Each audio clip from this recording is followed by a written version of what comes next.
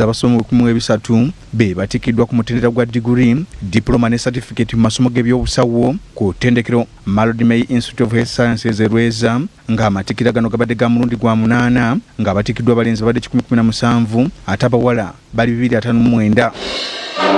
Abadde omugenyi omukulu ye Ssaabalabirizi w'ekkanisa ya Uganda, the Most Reverend Dr. Samuel Stephen Kazimba Mugalu ng'ono asoose kutongoza wankaaki w'ettendekero lino omujja. Omukolo guno gwetabiddwako abantu ab'enjawulo okubadde akulira entambuza y'emirimu ku BBS Terefayina Stephen Dunstan Busuulwa nga Kabiitewe Jacqueline Busuulwa naye y'omu ku batikkiddwa.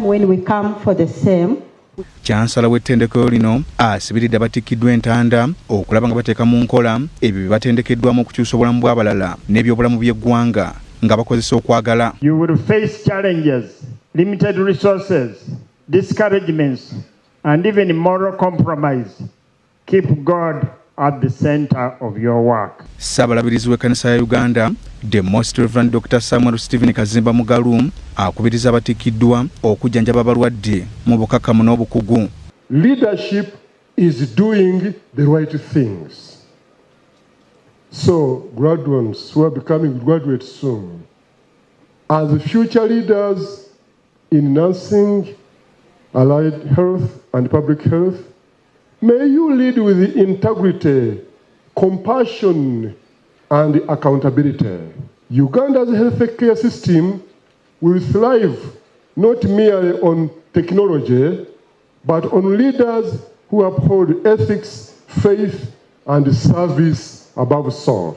Ssaabalabirizi era yeebazizza ettendekero lino okussa ettofaali ku kutumbula ebyobulamu by'eggwanga wabula abasawo bafalaasidde nti guno si mulimu gwokka wabula buno buweereza era abakubirizza okwekwata Katonda mu bye bakola. Remember that your service in healthcare is not just a job. It's not a job. It's a ministry of healing, which is one of Jesus' great commission and ministry. Atwala ettendekero lino Dr. Yvonne Kalamagi agamba ettendekero lyeteefuteefu okukyusa n'okwongera ku byobulamu nga bafulumya abayizi abafaayo era abaagala kye bakola.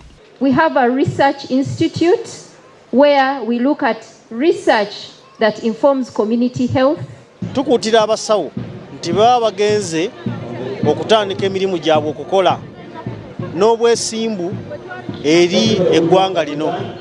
Bamu ku batikkiddwako kubadde ne Kabiitewe akulira entambuza y'emirimu ku BBS Terefayina Jackie Busuulwa n'abalala abaweza okuweereza eggwanga n'obwerufu nga tebeerabidde mateeka gabafuga. Olwaleero mmaliriza obusawo obw'okuzaalisa nga nyongera ku bwe mbadde nkola era nina byenjize okubeera patient abakyalo bakwata obulungi n'obutakola nsobi. Emirimu gye giri togamba nti nsomye noonyezaako akatonotono gy'oweddeyo. Buli wamu waliwo omulimu naye okutabanga si gwa busawo tandikira w'otandikira. Ndi musanyufu nnyo olw'abaana baffe okumalako okusoma kuno. Entanda gye mbasibirira babeere nga beesigwa mu mirimu gyabwe ate baagala okukola. Tone Kitenda, BBS Terefayina ageesigika.